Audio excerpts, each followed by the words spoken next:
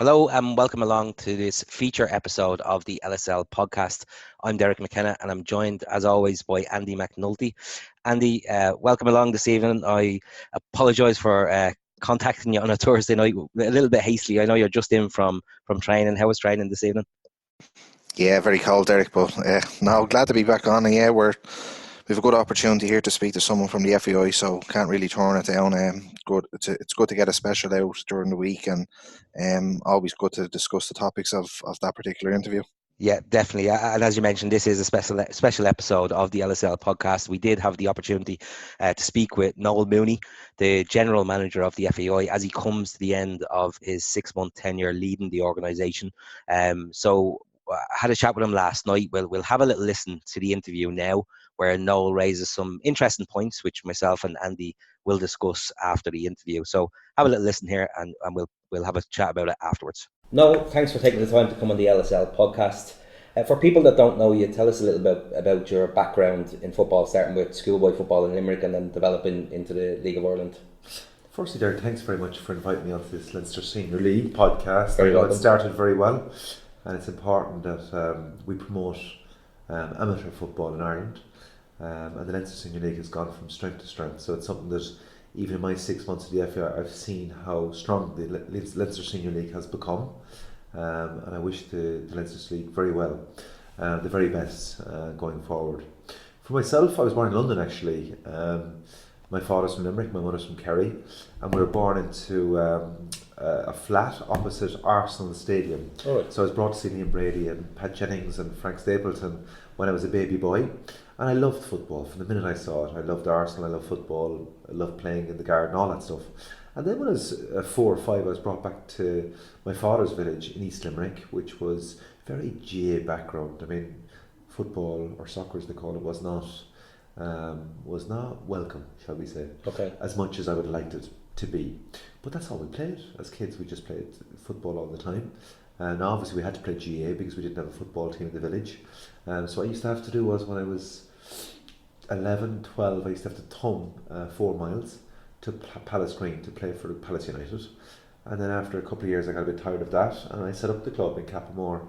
Some of my friends, it was 14, and we set up Cappamore Celtic. I'm still the president of that club today. Oh, right, excellent. And then after a couple of years, I suppose, I developed into a decent goalkeeper, and I signed for St Michael's in Tipperary, which is about 20 miles from where I'm from. And I played for St Michael's in 1994. I was 16, turning 17, and we won the FAI Youth Cup. So I was starting to make a little bit of a name for myself in Munster soccer at St Michael's, which is quite a decent club. And then I signed for Limerick FC, and I went straight into the League of Ireland at 17. Right. And then after playing a few games at Limerick, Cork City saw me. Dave Barry was the manager, and he signed me from Limerick to Cork City. And after a short enough period, I was in the Cork City first team. And we were playing in European competition. We won the FAI Senior Cup. So at St Michael's, I was lucky. I won the FAI Youth Cup in 1994, and in 1998 I won an FAI Senior Cup. And then in 1999 I won a League Cup. Came second in the Premier League of the what we call the SC Electricity League now, to a very good St Pat's team with Pat Dolan and Brian Kerr and all these different people at St Pat's. Cork City was a great club to play for. But while I was at St Michael's in the youth team, I also played the junior football at St Michael's. I was in the first team at St Michael's as well, so I got a chance to. Didn't actually play in the FAI Junior Cup, fully enough, just because we were trying to win the FAI Youth Cup, really. Yeah. But coming from Limerick, Limerick City is only 14 miles from me.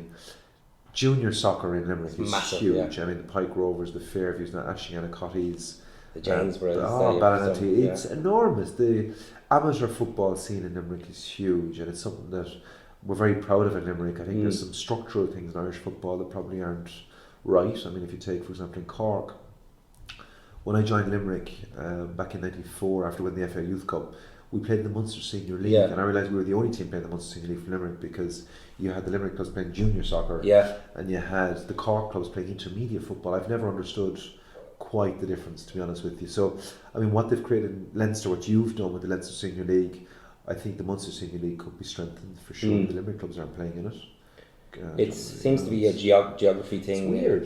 In terms of the distance between clubs is the explanation I've heard from it before. Yeah, I don't buy that. I mean, Yeah. Limerick to Cork is an hour, really. The road's perfect, so it's just rubbish, in my view. Yeah. And also the Kerry, Waterford, Clare, all that. A lot of strong clubs You down should there. have a really strong Munster Senior League. And in my view, I don't believe there's a Connacht Senior League. You've got the Connacht Senior Cup, but you don't have the league, is my understanding. So I would strongly encourage a Connacht Senior League, Yeah. Munster Senior League that encompasses the entire province, to follow on from the Leinster Senior League, really. So that's something I think, I mean, as you know, the FAI is going through its own governance review of the organisation now. Sure. And implementing the recommendations, which we'll talk about shortly. But as iteration 2 of the governance of Irish football, I think things like that, I mean, Limerick, for example, as a county, has something like 9 leagues. Yeah. I mean, is that really needed? No, is clearly the answer. We don't need to have 9 different committees, 9 different secretaries, 9 different this and that. I mean, quite simply, you could have an office in Limerick. It's not that big a county. Yeah. That puts together the fixtures, appoints the referees, and develops the sport. It's not big enough as a county to have that many leagues. We've Desmond leagues, county schoolboys, LDMCs, and they all do well, by the way. I mean, the game is developing relatively well there, but it needs to be more joined up thinking. I think iteration 2 of the governance of Irish football would look at the structures of the game, Yeah. and governance of the game at provincial and county level and league level. So, yeah, I think we need to really have a root and branch of how the game is structured in Ireland to reflect upon how this organically grew and see is it fit for purpose now. As I say, for me, the Pike Rovers and Fairviews not playing against the Avondales Sure. or the College Corinthians in Cork seems a bit strange to Definitely, me. yeah. And I think that should be reviewed for sure. And in terms of obviously coming through to the League of Ireland yourself, and then when you finished up playing, you ended up working with the FAI. Yeah. How did that come about, first of all? Well, what happened was, while I was a player, I was studying marketing and I worked in business. I had sold a company when I was in my late 20s, and I had discovered, I suppose, marketing, commercialisation, business, negotiation, all that stuff that I really like, the marketing side of things, digital. And a job came up in the FAI, which was a very long title, by the way. It was the National Coordinator of the Club Promotions Officer Programme, which was basically the FAI had taken over the League of Ireland in 2006. Okay. They hired a director of the league, but the one I was interested in was they were putting a club promotion officer in each of the League of Ireland clubs, and this person was to manage that, to hire the people in each of the clubs who were paying half their salary, to encourage the clubs to get much more embedded in their communities, to build. Now, it was funny because when I was a young player at Cork City, I lived with a woman called Noel Mooney, number 148 Pierce Road, Ballyfahan, very near Turner's Cross. And what happened was, as a young player, I was staying in the spare room there, but she was the matriarch of the club, and she was the centre of the club promotions. So we would be selling tickets from her house. So I was actually playing for the team, and selling tickets for the team, selling jerseys, and she would send me out to do school visits and club visits and all sorts of visits to promote Cork City Football Club. So I was a player, but I became acutely aware of the power of football in the community, how to reach out to different communities who would then in turn come along on a Friday night and support the football club, because they felt that the club meant more than just 11 men playing on a pitch. It meant something much more. It meant a community spirit. It meant a way of life for some people. I mean, I remember there was some old folk, particularly around the stadium, who their interaction with their friends was coming to see Cork City and Turner's Cross. And for me, like, as I went on through my career and I saw at UEFA things like the Open Club programme in Holland, where your local equivalent of a Leinster Senior League club has a clubhouse and is open to senior citizens, not to watch football even, to get them to, to get them away from, to avoid loneliness. Sure. To build community spirit at the Leinster Senior League equivalent club. Yeah. And that's something that I really believe in, the power of football to be a glue or a honeypot for people to come together around and to deal with issues like mental health and all that kind of stuff. Football has a huge power, and I'd be a big believer in doing it. So I started off as the national coordinator of that. That went pretty well. And actually what happened was I had been asked to go back to Cork City to become the chief executive of Cork, only a couple of years after I joined here. And at the time, the FAI didn't want me to leave, and they asked me to stay, and they made me head of league marketing. So that was a step, and I ended up on the senior management team here in my early 30s. And then that was fine. Then we had a problem with finances here at the FAI because the Vantage Club offer failed pretty much around the Aviva Stadium, which meant the FAI had issues around finance.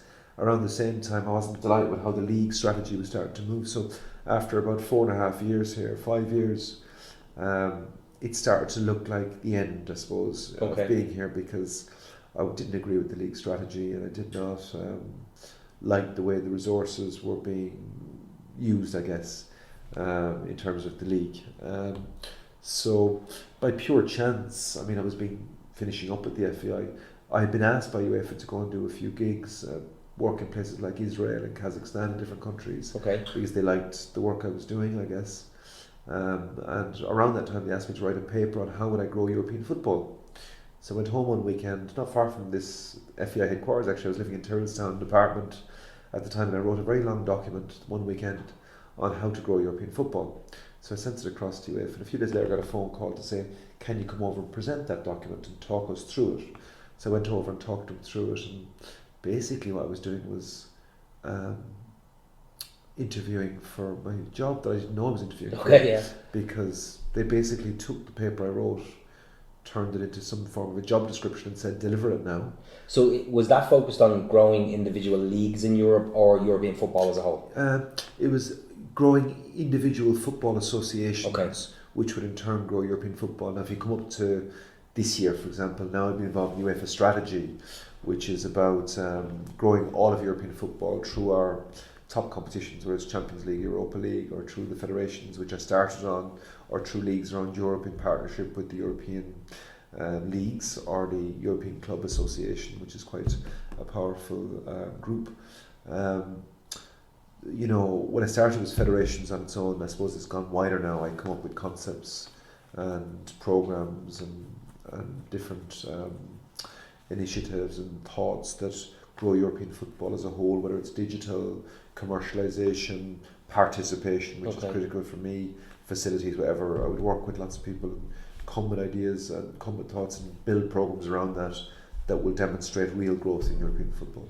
You mentioned obviously facilities, and I think you alluded to it a moment ago. When I'm anywhere in Europe, I noticed that Leinster Senior League type standards teams tend to have a lot better facilities, like you mentioned, community type clubs where people will kind of gravitate towards at the weekends. What can we do in Ireland to become more like that? I think the GAA have kind of got that licked in some sense, but we probably as a... Well, your timing is very good, because I had a meeting this morning with the management team here. I mean, if you look at the sports capital grants that came out recently, I mean, the GAA got 15 million, we got 4 million. So it's 11 million euros that we didn't get, the GAA clubs got. They had 400 and something applications, we had 100 and something applications. So they had 3.5 times, I think, the amount of applications that we had. And I have to be honest, as the person who today is managing the administration here at the FAI, you know, there's 11 million euros of a gap there between what the GA got this week and what we got as a sport. We're a bigger participation sport, as a single participation sport.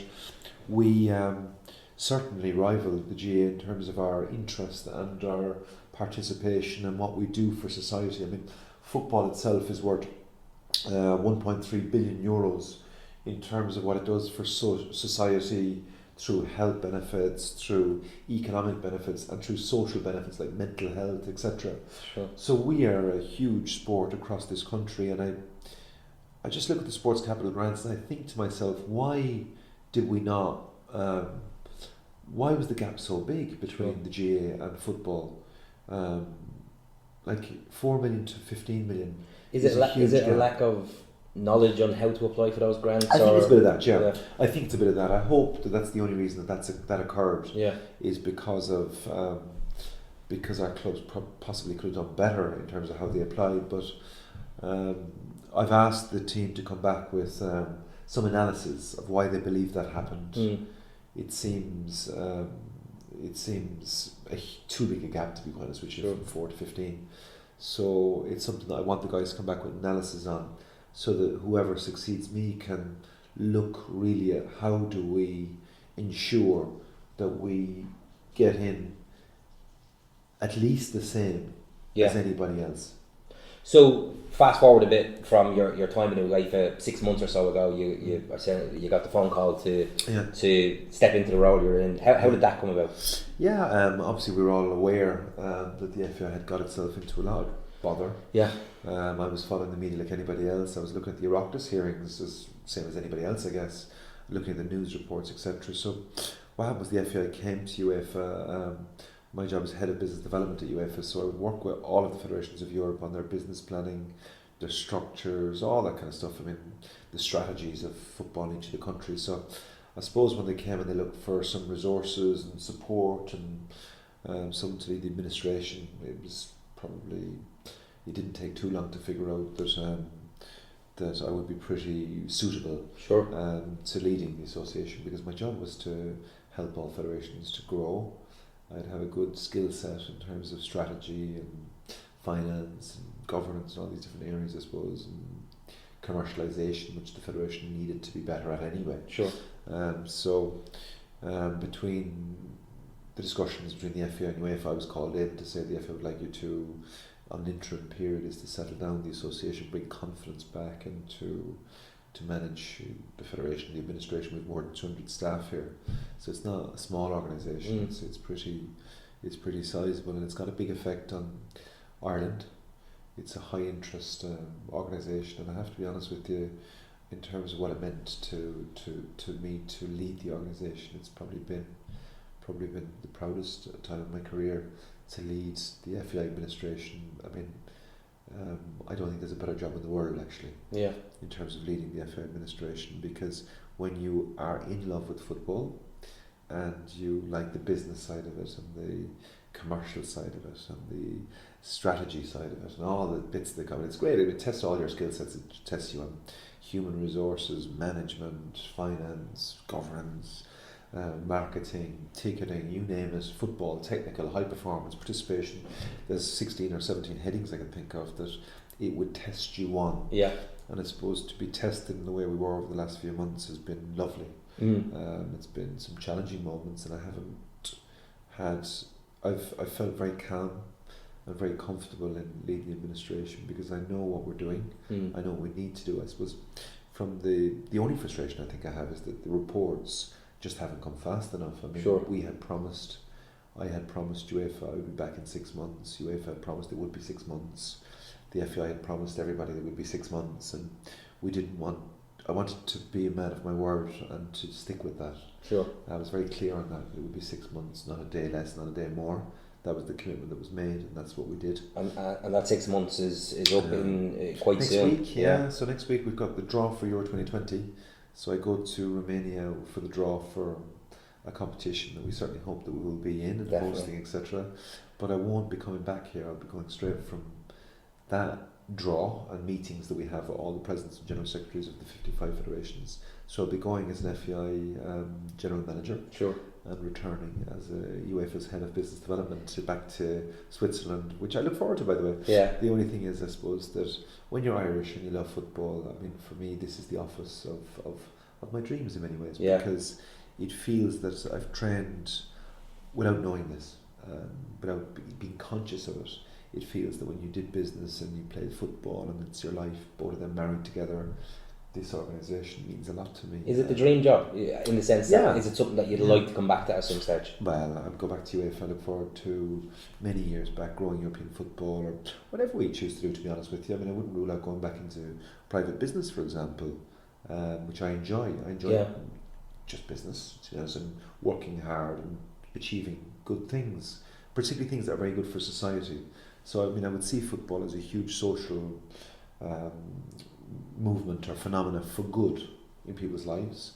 So, for me, part of why this is a particularly attractive role is because you are testing your own skill sets, but much more important than any of that, you are making people's lives better. And the decisions that we make here for sure, the decisions we make here are and should be done to make people's lives better by using the beautiful sport that we have to engage with people and to give people a better life.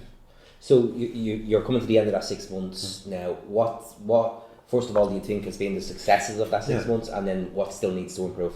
Well, the 6 months has been adventure packed. I can tell Sure. you, every day has been an adventure. It's been early mornings to late nights. Yes. And I suppose if you look at what we've achieved, I suppose the first thing that had to happen was to bring stability and confidence to the administration here, because we've got, as I say, over 200 people. They need to get a sense of engagement with the management. They needed to get a sense that we knew what we were doing, and I think we did that very quickly. I think that we put in place structures. We use a thing called focus charts, which is the management team here is about 12 people. I got them to write up what they were going to achieve over the first 3 months, and then the second 3 months subsequently. But we got agreement on what we would achieve over the 6 months very early. And thankfully, I can say that as we come to the end of the 6 months, we've achieved all of it, which is to build a strategy for the future of Irish football, to organise the finances, to implement the governance review recommendations as well as we could, to develop the sport in terms of we for example have developed the Women in Leadership programme, which will bring 24 female leaders into the game, a youth council which will allow the voice of the youth. We haven't lost a single partner. We signed Nissan in the middle of a big crisis here at the association to replace Ford.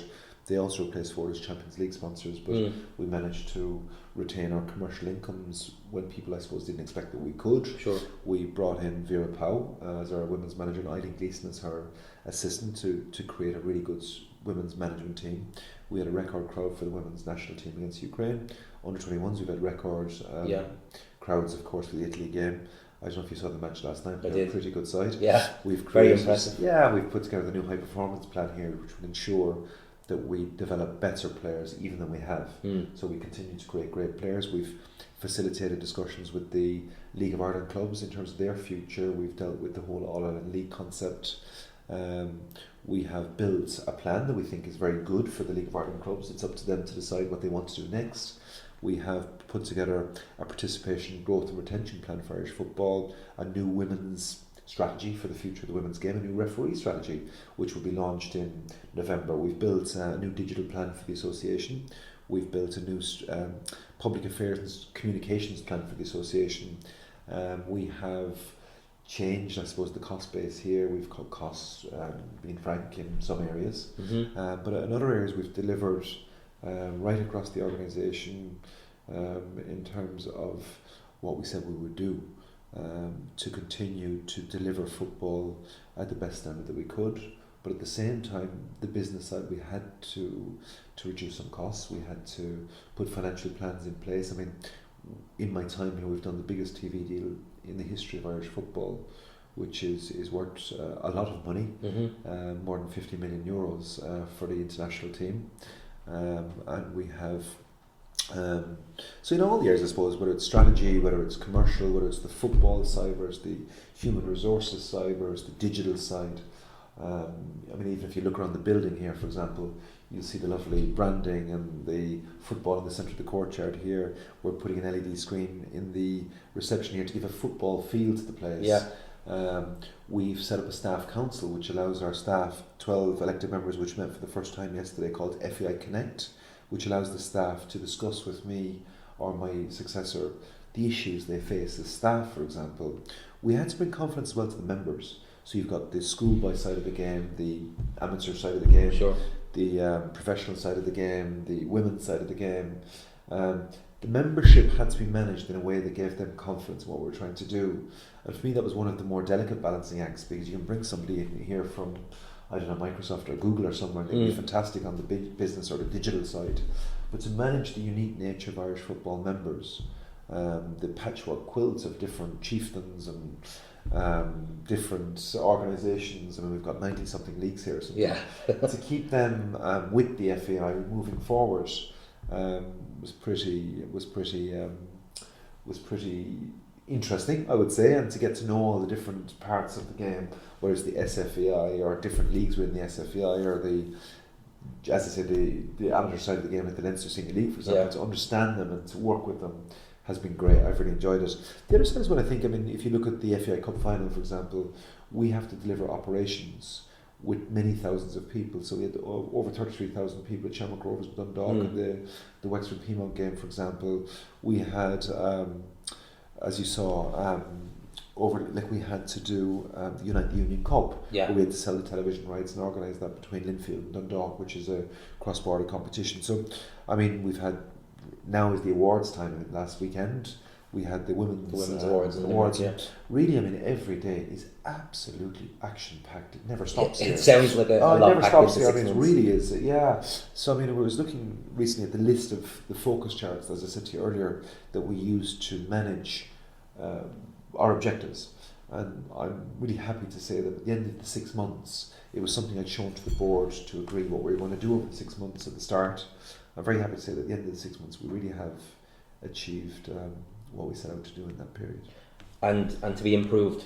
Let me phrase it a different way. Whoever comes in after you, what's the most important thing for them to take up that mantle? Yeah, I think it's really interesting for them because, as I said, the only frustration I've really had has been the fact that the reports, which are imminent. So the first report we'll have is the COSI report, which is a Sport Ireland Commission report into how we spend the €2.7 million that we get from government every year and our fitness to manage public funding, etc. The FAI has invested a hell of a lot in grassroots football, in different programs like Football for All, for example, women's football, all that kind of stuff. We do brilliant programs. If you look at the summer soccer schools, for example, 37,000 kids this year in over 400 clubs playing football for a week. I mean, it's just the tip of the iceberg. It's huge what we do here. But that report that comes out will have recommendations attached to it, and the new CEO here will add them recommendations to the 78 existing recommendations, which we're nearly halfway through in implementation, which were the government's review recommendations. Then you'll have the Mazars report, which is a report that we commission into ourselves to investigate ourselves, to reflect to ourselves how we operated. There'll be recommendations that come from that have to be implemented. Then you also have a new chairman and 3 other independent directors coming in, which will change the look and feel of the association. And then you're going to have the reconvened accounts, which seem to be in December. It looks, we are hopeful, with the audited accounts that will demonstrate the financial picture of the association. So, I mean, I would love to be going into the report season now. It seems. I'm sorry that I'm leaving before these reports come, because I'd love to have been here to deal with them reports and to implement the recommendations that will come from that. But yeah, the person who replaces me will have to deal with them reports and to implement the recommendations, and they'll also have to deliver more revenues for the association, which is very possible, while also managing the cost base to ensure that our resources are properly aligned to what our strategic objectives are. So if you take what we're trying to do here, we are trying to ensure that we create better footballers to play for our country at all different levels, male and female. So high performance that's the heading. We are trying to get more people to play football, so that's participation, growth and retention. We're trying to build trust with the FAI between all our stakeholders, whether that's someone like the PFAI, who traditionally may have felt they weren't treated particularly well here, or whether it's the League of Ireland clubs, or whether it's the fans, or whether it's the media, or whether it's the government. We need to build strong trust between all these stakeholders and the FAI, because the FAI sometimes gets a bad rap, but the FAI is a magnificent organisation in many ways. I mean, Stephen Kenny last night was talking about all the work that goes on around the country. Last night wasn't an accident. Sure. You know, you had a batch of young Irish men who battered Sweden in the second half, having beaten them 3-1 in the first leg, beaten them 4-1, and twice coming from behind in both them games. That's not an accident. So the FAI does some excellent things. I mean, I'll give you an example. While I was here in the 6 months, we also turned gold in the UEFA Grassroots Charter. There's only 13 other countries, and that's quite a complex measurement of how we develop football in the country. We're in the top 14 in Europe in how we develop football, period. So we have nothing to be not proud about in terms of how we develop football. Can we do a lot better? Can we invest more and all that stuff? Yes. We can grow the revenues of the association. We can invest more money through our leagues and through our clubs into the game to have better facilities, better coaching. That'll never stop. That will never ever stop. You'll always look for more resources and you'll always test yourself to be better. We can be better, particularly in girls football, for example. I think there's huge room for growth in female football. We're at 26,000 registered players. I think we should have aimed to go over 100,000 players in women's football. I think we can perform even better on the international stage of women's football. We're hopeful we'll qualify for the Senior Women's Euro in England in Euro 2021. The late goal against the Greeks was not a help, for the Greeks scoring in the 92nd minute or something. It was a sickener. But I still think we've got a great chance of qualifying for the Euros in England. Vera Pauw and Annie Gleeson have done a good job, very good job so far. And I must say, I must thank the staff here, because they've been magnificent, the staff here. They've done a great job in developing the game. I just wish I had been here to deal with the reports and the reconvened AGM, and to take this organisation onto a new level. Of my successor will have that opportunity to do that. Your successor, will that be another 6 month period, or will it be a longer period? Yeah, we don't know if it'll be 6 months, because it'll be interim until the permanent new chief executive is appointed, because that could be 3 months, that could be a year. I don't know that. That's up to the board.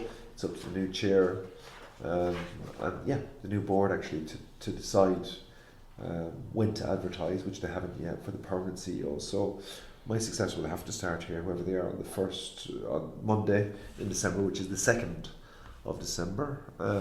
They'll start then, and off they go, and it's up to the board to advertise and to get the right permanent CEO, whether that's 3 months, 6 months, or a year, I don't know. Just kind of focusing more on the amateur game in Ireland before we finish up. I think you kind of alluded to it at the start of the conversation. What do you think we could do to improve the amateur game in Ireland if we kind of focus just on that? Well, as I said to you earlier, I mean, Leinster Senior League is a powerhouse now in amateur football, for sure. I still think the FAI can have a bigger effect in terms of how we develop club and league services. So, for example, each club should have a strategy of how they're going to grow participation or grow high performance. Now, if every club, for example, the Leinster Senior League, had a clear vision for the future in what they're going to do with their facilities, their community outreach, their participation, on all that stuff, both male and female, of course, then I think we'd be in a much better place. I mean, there's clubs who have really good visions out there, who are working towards a clear plan. But if we could facilitate the further investment or increased investment into facilities, as we discussed earlier, through sports capital grants, our own resources, have every club. I mean, some countries have account managers for a number of clubs. So in Denmark, they'd have an account manager of 20 clubs. We'd be sitting down with each club and doing a vision for each club, a strategy for each club, and helping them to deliver that. And that would be focused on the amateur game? Yeah, focused on the amateur game, absolutely. So, I mean, for us at the association, what we could do is to be much better at account managing clubs to help them to grow. I mean, even simple things like getting more volunteers. I mean, I keep hearing that we need more volunteers, life is changing, blah, blah, blah. And I understand that, but I still think we can do a much better job at attracting volunteers into the clubs. When I was here at the FAI many years ago, we used to have a volunteer recruitment and retention program, which I thought was really good. When I came back, I realised it's not really here now. I think that's a mistake, actually. I think we should have a volunteer recruitment and retention program that ensures that we are supporting the clubs to get volunteers in that take on particular tasks that have to go through a proper process, like an interview, to become a volunteer at the club. So at least they feel they're doing something that's structured. It's not just a volunteer doing all different sorts of things, which traditionally happens.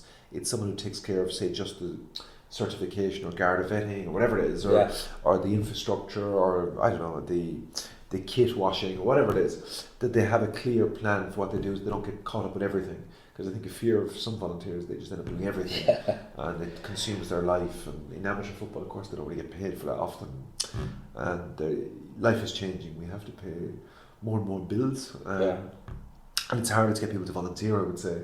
So I think the FAI can support the clubs more in that. I also mentioned earlier about the structures of the game. So I mean, if I think of Dublin, for example, on its own, there's AUL, there's Churches Leagues, there's Leinster Senior Leagues, there's all sorts of weird and wonderful different leagues out there. I do believe that once we have the governance review recommendations all in, and we have got the FAI purring along nicely, I do think there will come a time when we should do a root and branch look at how the Irish game is best is best served, is best delivered, I guess. And I think that has to be done not with a dictatorial view from adults or anything like that, but done in a consensual, consultative way with the different stakeholders to say, well, I mean, if you look at Dublin, you've got South Dublin League, you've DDSL, you've NDSL, you've got women's leagues and all different types of things. So is it about trying to potentially bring all that together under one structure, one league, but that has its different branches? No, I don't want to predict what it is. I mean, it's up to the stakeholders to discuss it and to agree what the best thing is. I don't have all the answers. I don't pretend to have all the answers. But I think in discussion with the various stakeholders and putting together working groups and looking at how processes work and how things happen, I mean, it can't be right, in my view, to have the top teams in Limerick not playing the top teams in Cork. I just don't understand. I fully agree. Why would Pike Rovers not play against Rockmount? Yeah. Like, what is so different in it's the best amateur players in Cork and the best amateur players in Limerick. Why would they avoid each other? I just can't understand that. There's something wrong. And if there's something wrong and it's not good for the game, we need to right that wrong. And it's something that I think that, and that's just a simple example. I mean, I need to probably know more detail around it, but I think we need to do a full root and branch look once the FAI is sorted and really flying in the right direction in terms of dealt with the reports that are coming and all that stuff, which we look forward to doing as fast as we can. We should look at the game in its entirety and try and move the game forward and make us more efficient and make us better in our terms of our processes and our structures to deliver. I mean, all you're trying to do is to maximise the potential, or to reach the full potential of the sport. And I don't believe we're doing that yet with the structures that we have. Sure. One last question. I know I've taken a lot of your evening up, so I'll ask one. It was sent in by a listener to the podcast, and they asked about with the League of Ireland under 19 division.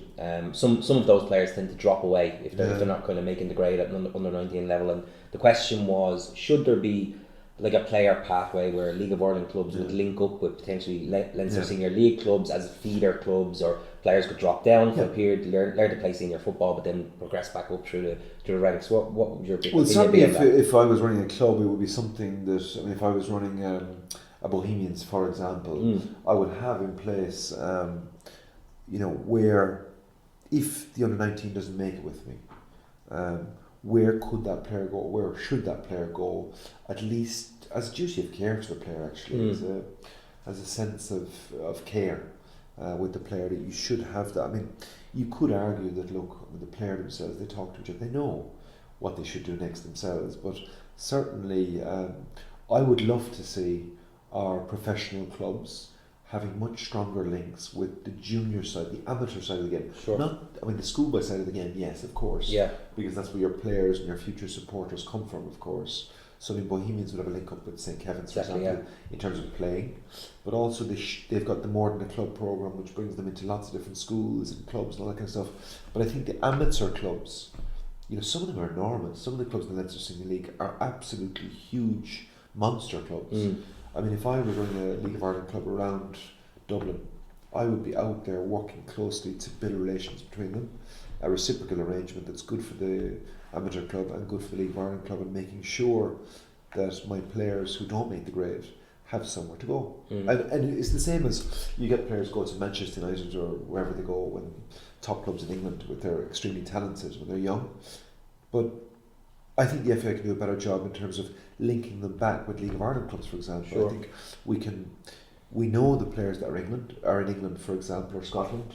I think we should have more contact with them players and to be there for them more, because it's a lonely thing to go to a Leeds or Huddersfield or Liverpool at 16 years of age, to be away from your family and away from your friends and just focused on being a footballer where your performance every day defines you. Sure. It's a lonely place to be. And I think the FAI could have a better duty of care to our young kids that are gone abroad, but also here domestically, the ones that do not make the grade at the top clubs here, that we do have a pathway for them to enter into, to continue playing football and to enjoy our beautiful game. No, it's been a pleasure speaking to you. Thanks so much for taking the time. I really appreciate it. Thank you. Okay, that was Noel Mooney of the FAI there. Andy, Noel raised a number of interesting points throughout the interview. I know it was a 40-minute interview, so I hope it captured people's attention throughout the 40 minutes. But he raised a few different points, and perhaps we could touch on a few of them there. A lot of the main focus of his interview was around the progress in the FAI over the last 6 months. From your perspective, what have you seen progress, or what's your own opinion on that? Well, I suppose the first thing, Derek, is the change. So I think in this case, the change will be good. It was obviously badly needed with the way things sort of transpired over the last 12 months or so, and probably further. But there are new faces there. There are new ideas, and he did mention he kind of threw out a couple of one-liners where he was saying that he wasn't happy how it was run previously, that it's not reaching its full potential.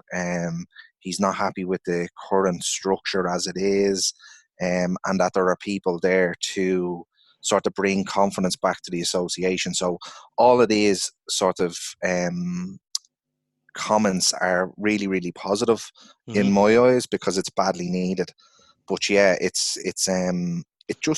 suppose the proof will be in the pudding over the next, how long it'll take to get people appointed and start making actual tangible changes within the association. Sure. I think what shone through for me while I was sitting there talking to him is his passion for the game is definitely evident. You can tell he loves football, and he loves the role that he's in at the moment. But obviously that role is coming to an end. We don't know who's going to take over from him in the next week or so, and then they have obviously to pick up the mantle there and kind of run with the ball, in the sense that all of these reports still have to be released. You get the sense that he feels he's achieved a lot over the last 6 months, and obviously he went through a long list of achievements that he feels have been made over the last 6 months. Do you think from a general public perspective, has confidence been restored over the last 6 months, or will it take a lot longer time for that to be restored? It's going to take some time, Derek.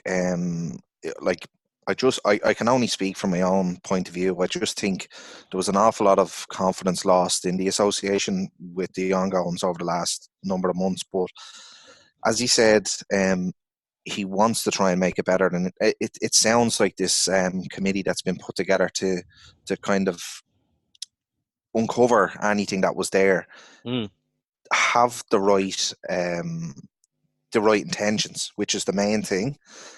But as I said, it's all about results over the coming months and years. And again, it'll only really be, the proof is in the pudding, and we just need to start seeing results, see changes first and foremost, new faces. I think unfortunately, people in the association have been tainted, and there are an awful lot of good people still there.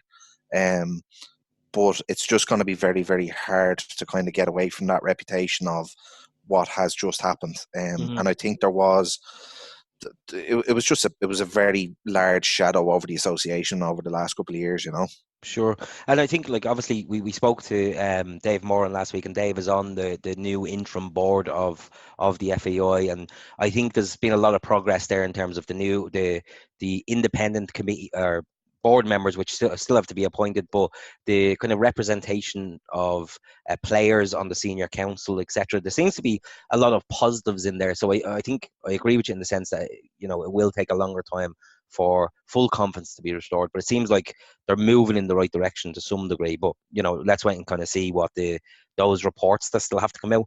We'll see what happens once they come out. He also raised a number of interesting points around the structure of intermediate football in Ireland, which I found very interesting.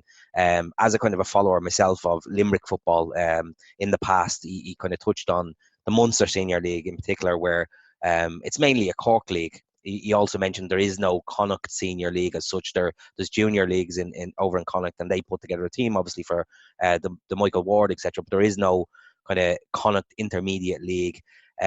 Is there a case for a kind of a root and branch reform of the whole structure of amateur or intermediate football in Ireland? Yeah, absolutely. And I think we have to be open to everything, all suggestions, include all stakeholders across the country. whether it be from each of the associations across the country, the Leinster Senior League, the Ulster, the Munster, the Connacht, whatever it may be, if there's people that need their voice to be heard to improve amateur and professional football in the country, I think those voices do need to be heard. Sure. You know, people have good ideas across the country, and there are really, really football knowledgeable people across the country. And I just think if we can tap into those those knowledgeable people across the country, I think, you know, it's a step in the right direction. I think we all have a lot to learn from each other in the sense that other leagues do things very well. One thing that I really like about the Munster Football Association is they have a Champions Cup every year where the champions of every league in Munster play against each other in a kind of not a Champions League style, but a kind of a knockout tournament, like an old European Cup style knockout tournament. So you literally have champions playing against champions. So that whether that's the champions of Tipperary playing against the champions of Cork, so it's a mixture of intermediate and junior playing against each other. In essence, down there isn't much difference in terms of levels of junior and intermediate, but it would be great to see that type of competition in the Leinster region, even the likes of the winners of the Senior Sunday playing against the champions of the Wexford League, etc. And there's all types of things we can learn from each other of what other football associations do well in different parts of the country. So I think there's definitely scope for that as we move forward. 100%, yeah. And I'd be all over stuff like that. Anything to bring the attention back to the league and really get the interest back in the league, and the leagues across the country. It's what we need, I think. You know, as you said already, there's pros and cons to every single league and every single structure that's in place. If we can kind of feed off each other and take I suppose some criticism or some positive what's the word I'm looking for? Positive ideas from those leagues. I think we're all in a good place then. Definitely. There was another thing that jumped out with me from the interview, and I found it really interesting. And after the interview, there was a feature on it on RTE today around the sports capital grants. And as Noel said on the interview, soccer as a whole had about 4.1 million worth of grants come through, whereas the GAA had 16.2 million. But what was really interesting on the report on RTE today is when you look at how that's spaced out per club. On average, a soccer club from the sports capital grants gets €32,000. A GAA club gets €37,000. But they're some of the kind of the bottom levels in terms of what other sports get in Ireland. Surprisingly, golf gets the most amount per club at 48,000 per club, and tennis as well, which was really surprising to me. Golf and tennis, obviously, kind of golf is there's a lot of people play golf, but it's seen as a wealthy sport. A lot of lads, you don't have to be wealthy to play golf, but it's seen as a kind of a wealthy sport, and it getting 48,000 per club, and tennis at 43,000 per club seems to be kind of favouring perhaps an elite in terms of how those grants are divvied out. There was another thing that Noel mentioned on the interview, and I kind of alluded to it myself. Is it a case that soccer clubs don't have the knowledge base perhaps to apply for those grants, in the sense that you do need some expert knowledge in terms of you might need to employ a solicitor, or you might need to employ an accountant to get your books in order, etc. And if you can't afford that in the first place, if you're kind of a disadvantaged club, then you're already at a disadvantage in the sense that you can't apply for the grants. Would you agree with that, Andy, and that kind of categorization of it? Yeah. I would agree with pretty much everything that's been said there. And around the whole sports capital grant, I think the FAI and other organisations are kind of caught in a catch-22, because, I think there is an educational piece that needs to be done with clubs. I just know from speaking with other members of well-known clubs, the education isn't there on how to actually apply for these grants, and actually what needs to be done, and what the paperwork is required and stuff like that. But then if there's an educational piece done on it, then you have 20,000 clubs around the country applying for it all at once, and not everybody can get it. So there's it's sort of it's a catch-22 for those that want to deliver that educational piece, because, as I said, the more people that go in, obviously dilutes the pot a small bit. But I think, yes, you're definitely right. I think the smaller clubs, if you want to call them, who have one or two people on the committee, and they're just sort of there to make sure that the club is continues on a week-to-week basis. Mm-hmm. These people don't have that knowledge to be able to fill out these forms, or if they need a few quid to go and, as you say, pay a solicitor or whatever it may be, whatever the task is. They just don't do it. They're just there. They're clubmen. They're there to watch the lads play on a Saturday or Sunday. And unfortunately, they're missing out on these grants. So essentially, it's the most disadvantaged clubs. Essentially, are the ones that are missing out, which is a shame.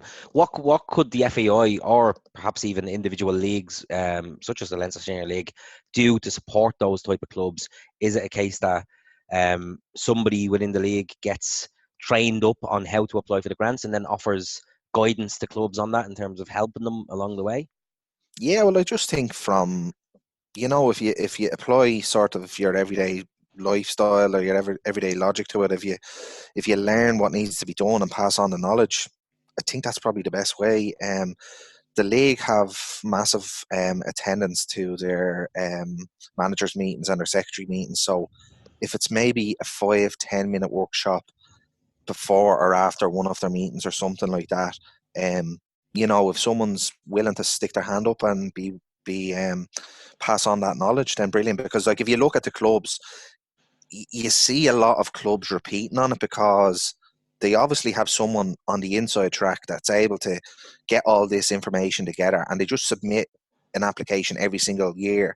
So whether it's for $5,000 for a new lawnmower or whether it's $200,000 for a new AstroTurf and lights, they know what to do. It's just the application is there. The draft is already done. Sure. So if it's a case of maybe sharing that draft, yeah, then and so be it. I'd be up for that. Yeah, putting a template in place for other clubs to Exactly. to use. It may be something that somebody within the league can pick up, like you say. But it's definitely interesting. I found it really interesting that soccer clubs got the only one below soccer was boxing clubs, who got 25,000 per club. Soccer was the next at 32. Which was, it kind of shows our sport, despite being the number one participation sport in the country, is still kind of getting the kind of, I won't say the crumbs off the table, but we're getting less than others, which is definitely not what we want to see. Another couple of points which I found really, really interesting that that Noel alluded to was around the facilities for clubs in Ireland, and he mentioned, like, over on the continent, when you have football clubs at a standard of Leinster Senior League clubs, they tend to be community hubs where the whole community will gravitate towards at the weekend and are used more of a social hub as well as a football club. And I've seen that myself. I've been to places in Spain and Poland, and you see the facilities that local amateur teams have, but they do have that kind of community spirit around them as well. What can we do in Ireland to kind of get towards that model? I mentioned it with Noel as well. It seems like GAA clubs have that strategy in place. What can we learn from them to kind of get that model? And I think there, Derek, you have the $1 million question, because if you could find that answer, you'd be a very rich man. It's something that Bluebell have been know. working towards, surely. Of course, yeah, it is, and it's what we strive towards. It's just very, very difficult. You've gone from social, like, I can't think of how many social clubs have been closed over the last 6-12 months. You see it every month. Once a month, social clubs are being closed. Sunday drinking is gone. Thursday drinking is gone. Like, that's where... For some, Andy. Not for all of us. Well, yeah, I know. I wish I was back in that stage. But it's just that's where we sort of made our trade from a Bluebell point of view. Yeah. We had our members coming in on a Thursday, Friday and Sunday night. That trade is gone. That trade is absolutely gone from a social element. Mm-hmm. Football now, we play on 12 o'clock on a Sunday afternoon. So, the lads might hang around for an orange or whatever, but lads have to go to work on a Monday. Obviously, the drink driving situation, where, and rightly so, by the way, has completely killed an awful lot of clubs. And I would imagine that we're not seeing half as bad of it that the lads down the country are, because Sure. obviously they're in the middle of nowhere, whereas There is I'm transport sure. links around you, for example. Exactly. We have the Lewis, we have, the Nash Road and everything there. Like, if you're talking country clubs, there's not a transport network anywhere close to them. So Yeah. I'm sure they're suffering too. But as I said, I think if you could get that answer, Derek, you'd be a very rich man. Yeah, it's something that I don't have the answer to, but what again I found interesting that Noel said was around in Denmark they have the Football Association have account managers for maybe 20 clubs to kind of build out business plans for them, build out guidance and strategy for them on how they can grow these type of community hubs, Yeah. which I thought was really interesting. And again, maybe it's a model we need to work towards with the Yeah, you FAI. definitely have to. We have to look at something, because too many clubs are suffering. Too many, like, again, I mentioned the social clubs being closed. Never mind football clubs that have closed their gates over the last 12 months and 24 months. Some massive clubs, with steeped in 50, 60, 70-year histories, are closing their gates, which is absolutely criminal. But at the same time, again, like you mentioned there, clubs in Europe. I lived in Scotland for 2 years, and my God, you should see the amateur and the semi-professional setups that those clubs have. It's scary. It's scary. They're getting thousands of people to a game for amateur football every week, and look, again, I don't know what it is. I don't know whether it's the facilities, the structure, the appealing nature of the football, which I would argue that you're getting value for money when you pay a fiver in any LSL game. Definitely. Yeah, I don't know. I don't know what it is, Derek. It's a shame. It really is a shame. I think it's something that we should probably revisit on the podcast at a future stage, because I think we could probably get 100%. people on to talk about it, perhaps from the league or from other sources as well. Was there anything else that Noel touched on, Andy, perhaps that you wanted to discuss, or? There was a few things about. I think you mentioned the underage League of Ireland link up with amateur teams. Oh, yeah, I think like that was something I touched on, and it's definitely something I want to touch on future podcasts as well. Yeah, I think we'll leave it. I think we'll leave it for probably a later episode, but I think it's definitely something that we should look at. He mentioned that we were in the top 14 in Europe about how we develop football, and Yeah, that's our measurement for, like, sort of our how we're progressing within the football and scale, I suppose. That was interesting enough to hear that we were in the top 14, because I probably wouldn't have believed you if you'd have said that. I'd like to see what those sort of metrics are. sure. Yeah, It, so stuff I like think. that. Look, it sounds all positive. Yeah, so hopefully we're turning the corner as such. Yeah, and look, again, I wanted to thank Noel for taking the time to speak to us. I did take up a good chunk of his evening time, and he did stay late in the FAI to have a chat with me. So I do appreciate him coming on the call, and also to Dave Moran of the LSL for arranging for Noel to come on the podcast with us.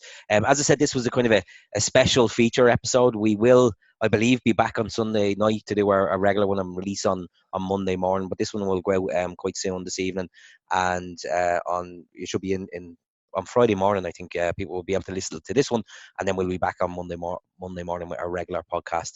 So thanks for listening, Andy. Looking forward to catching up with you again soon after the weekend. I know you've hopefully have a game of football this weekend, but we'll have a chat on Sunday evening again. Speak to you then, Derek. Thank you. Cheers, Andy.